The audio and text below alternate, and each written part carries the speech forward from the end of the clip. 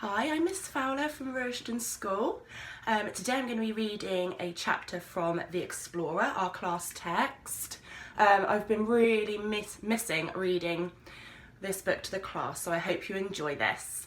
The chapter is called The Explorer. The Explorer returned as they were roasting the kawakara, squatting outside their stone room with the meat on sticks. He held a cluster of mangoes balanced along one arm and a gourd of water in the other hand.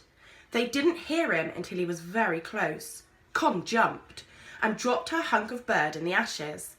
The Explorer didn't look at any of them in the eye. "You're all still growing," he said gruffly, "especially the small one.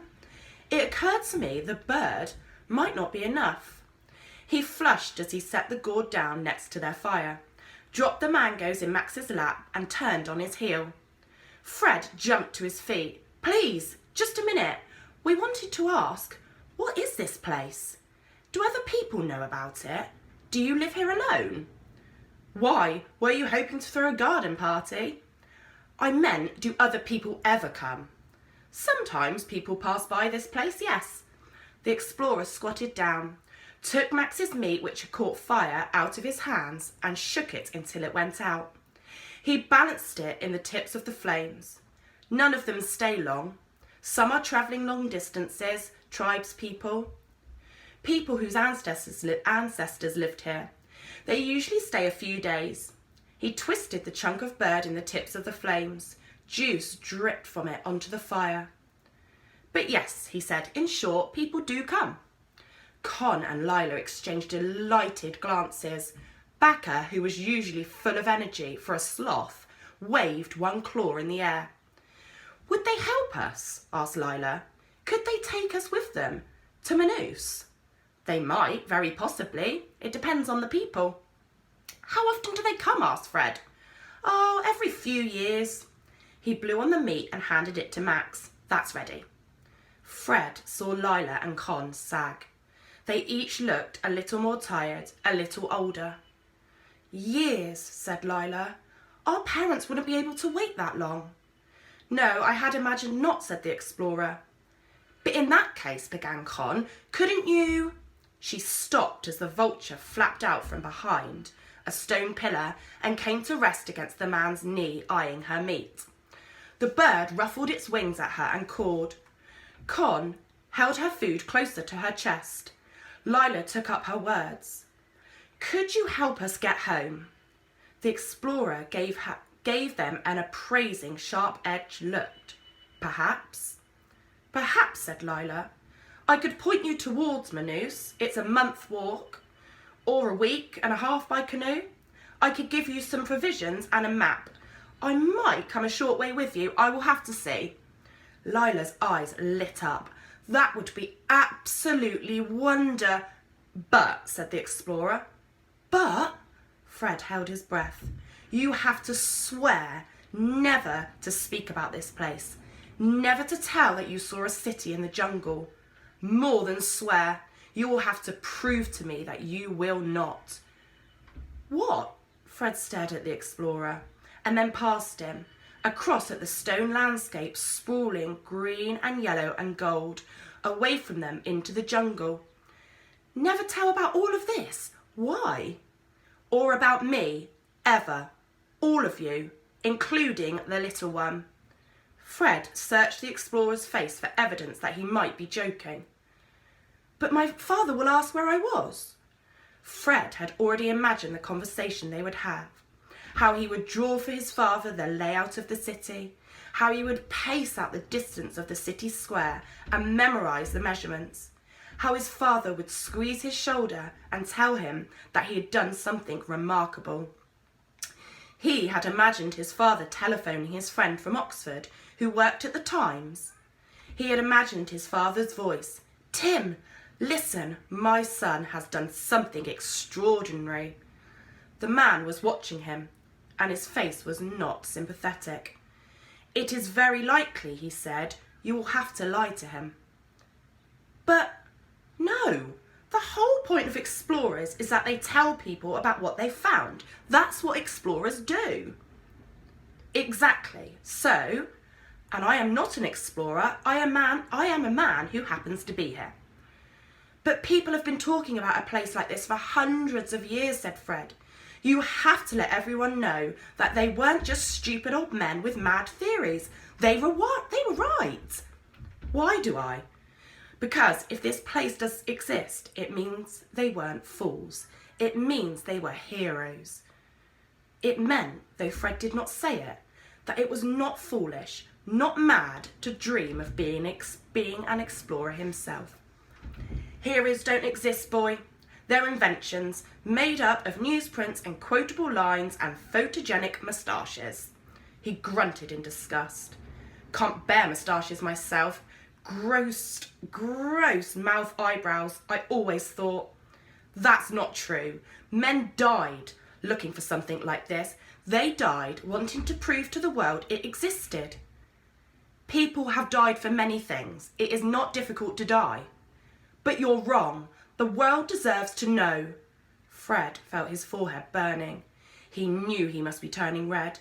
But if they told his name and Lila's and Con's and Max's, we'd be part of history. Their names would be included in the list of great discoveries. And if he had read his thought, the explorer curled his lip. And you, perhaps, wish to be the one to tell them. Fred's head jerked backwards, as if the man had flicked boiling water in his face. It's not that.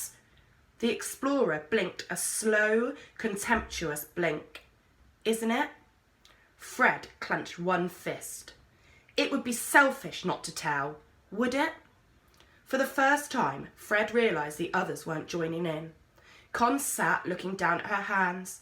Lila was stroking Backer with unusual intensity. Max was sucking his wrist, his mouth turned down at the corners. Fred, said Lila. Her voice went very quiet and she didn't look at him. We need to go home. Con moved closer to him. She whispered hotly in his ear, You're being ridiculous. Just promise whatever he wants to get us out of here. No, said Fred. He edged away from her. Con's whisper became a hiss. We can still tell everyone when we get home. How's he going to know? He's hardly going to get newspapers out here. No, said Fred out loud. I'm not promising anything. The explorer rose, lit red by the flames of the fire. The light shone on the scars in the crook of his elbow and on his knuckles. I have asked you to perform an easy task, to keep your mouths shut. You are refusing. No, said Con, we'll do whatever you want. Fred, for goodness sake, just say it. You can't keep a secret, said Fred. It's not your secret to keep. Look, said Con to the explorer. He might not promise, but we will. Can't you help us, at least? He can stay here for all I care. But the explorer's face was growing red at the neck and white around his nose and mouth. His whole face cross-hatched with anger. You, he glanced at Fred, are a fame-hungry, thin-brained ignoramus, and you, he glared at Con, would apparently happily desert your friend. You disgust me, the lot of you. He's not my friend, not now. Quiet! Keeping his temper did not seem to be this explorer's speciality. His voice rose to a roar. I see no reason to help any of you. Why should I? Good God! If children had any use, we surely would have discovered it by now. He turned away. He shoved his fists into his pockets and then he drew something out. I'd forgotten. I'd bought you this. I had not expected your response to my request. You, none of you, deserve it. Max let out a mew and curled up his knees. The explorer dropped the thing on the ground and strode into the dark. He reached the wall they'd fallen down and began to climb it fast, using both arms and only one leg, the other swinging loosely at his side. Fred, said Con, you're completely unfair and you're welcome to die here by yourself, but you've got no right to ruin everything for the rest of us. Max began to sniff and hiccup with the beginning of tears. Fred picked up the thing the explorer had dropped. It was a screw of soft leaves, fastened at the top with thick grass. He opened it. Inside was a pinch of salt, mixed with some flakes of dried green something. It's seasoning, he said, for the bird. Stop changing the subject, snapped Con. Look, you've got to agree. Go and run after him and tell him you've changed your mind. I can't. Why not? You don't have to actually do it. You just have to say it. I just can't. He thought of his father. He thought of going back to school. Not just as that Peterson boy, the one with no mother, but a boy who faced down the jungle and discovered a whole world. Please, Fred, said Lila. Please do what Con says. Run after him. Our parents will be so worried. They might die of it. Max's eyes widened and Lila sighed. I didn't mean it, Max. It's just an expression. It's too late anyway, said Fred. You heard him. He won't help any of us now. He's too angry. Because you made him too angry, said Con. So did you, snapped Fred. You can do whatever you want. I'm not swearing to a lie, all right? What, because you think you're so high and moral? Max covered his ears with his hands. No, because I won't, all right? Because it would be lying about the most important thing that's ever happened to me. He'd never know. You just want to get your name in the papers. Yes, he would. He would find out, wouldn't he? Because people would have to come and try to find it. Again, to take photographs and to do archaeological digs. I don't care what happens once I'm home. This whole place can burn, Con said. Stop it, shouted Lila. Her voice rang through the courtyard. They turned to her in surprise. Shut up, both of you. Every inch of her body was stiff with anger. You're both being disgusting. If it's too late, then there's no point in fighting. And if you make Max cry again, I swear I'll punch you both. Max climbed into Lila's lap and buried his face in Bacca's fur. Fred swallowed. He tried to recatch his temper. He held out the seasoning. Do you want some? We might as well eat. No, it could be poisonous, said Con. Fred withdrew his meat from the fire. It was black in patches and the skin was charred and steaming. He pulled off the skin with his fingers, wincing at the heat, and sprinkled a pinch of the salt and unknown herbs on the bird. Defiantly, averting his eyes from Con's glaze, he took a bite. The first taste of it shot through his body. It was a flavour that got into your fingertips, hot and rich and wild. Not poisonous, he said. It's good. I hope you choke on it, said Con. Soon it was entirely dark, but for the fire and the moon. The flames cast light out into the city square, throwing its corners into strange dusky shapes. Con shivered as a cloud swept past the moon, lengthening the shadows. Lila hunched over and began to search Bacca's fur for ticks, avoiding Fred's eye. Fred looked towards the curtain of vines.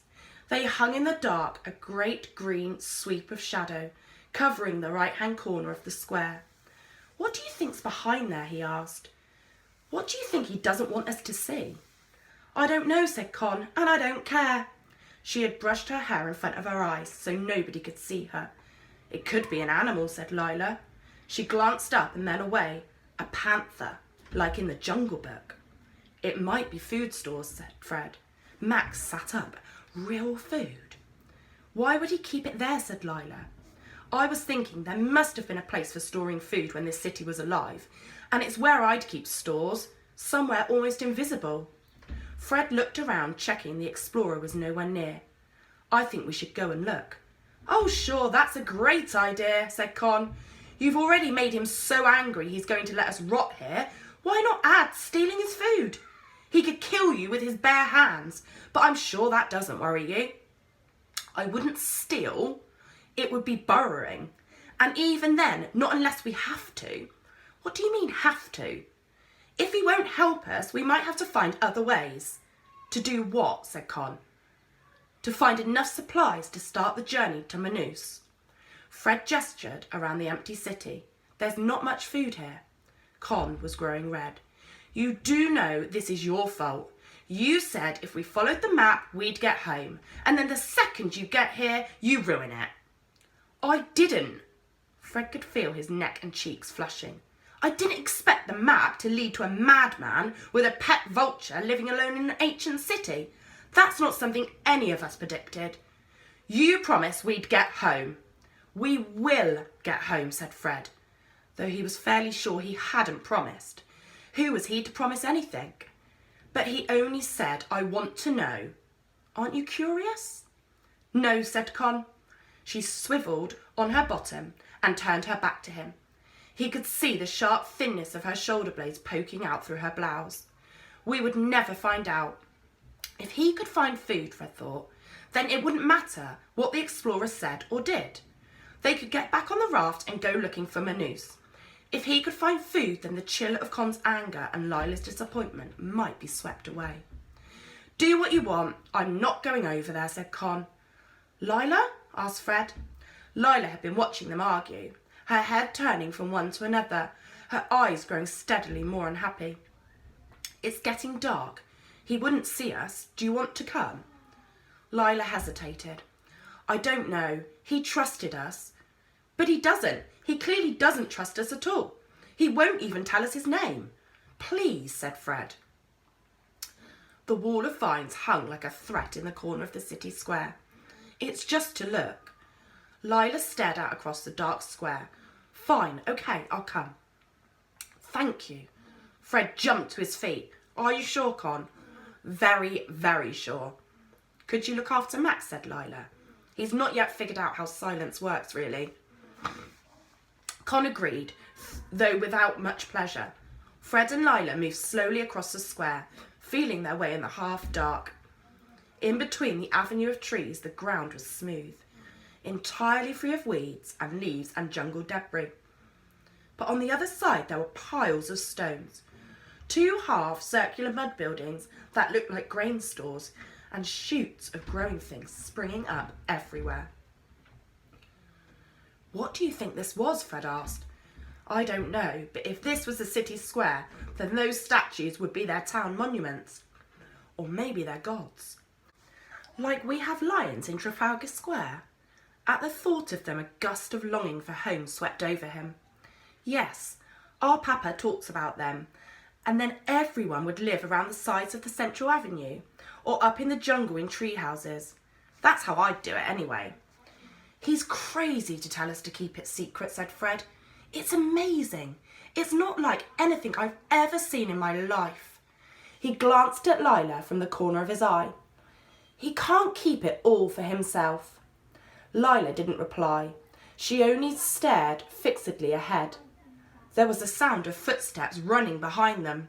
Fred sprang round, but it was Con, with Max, in tow. "We changed our minds," said Con, panting hard, "but we're not talking to you." "She made me come," said Max. "She saw a shadow and thought it was a snake." "I didn't, you little rat." Lila and Fred exchanged glances. "You'll have to be quiet, Maxie," said Lila. "I'm always quiet," said Max with dignity. He turned to put his tongue out at his sister, tripped on a stone and let out a howl, loud enough to wake the sleeping birds. "My toe!" "Shh!" said Lila. A tree rustled, then stilled abruptly. Con looked around nervously. "Should we go back?" Fred shook his head. "You can," he said. "I need to see." As they approached the far end of the square, the clouds moved over the moon, sweeping black shadows over the statues' faces. They looked alive. Behind the statues ran a mud and stone wall, high over their heads. The left edge of the wall ended in a crumbling ruin, overrun with patches of light yellow flowers. The right side vanished in a curtain of vines. The vines the explorer had forbidden them from touching. Fred approached the vines. They rustled. He stepped backwards. It might have been the wind or something living behind them. He tried not to think of snakes. He reached out and pushed a handful of vines away. Lila joined him. Behind the vines was another, thicker curtain.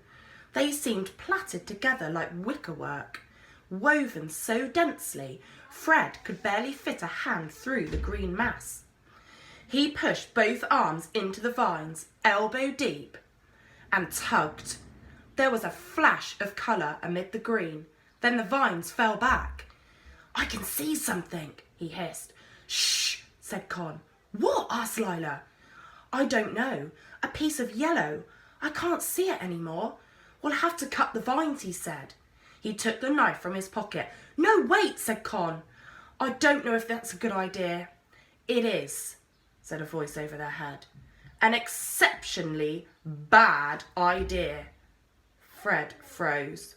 There was the smack of shoe on stone, and the explorer jumped down from the top of the wall, landing inches in front of Fred's face, grunting as his bad leg hit the ground. He straightened up, his face rigid with fury. I asked you to stay away, he said softly. Is that so difficult? A cold dread shot through Fred. The look on the explorer's face was worse than being canned at school. I'm really sorry. Fred's tongue was suddenly dry. We just thought. You thought? Are you so grotesquely lacking in self-control that you cannot let a single idle thought pass through your minds without acting on it? We're so sorry, began Lila. Just get away from here, said the explorer. His skin radiated hot rage. Desperation was rising in Fred's blood.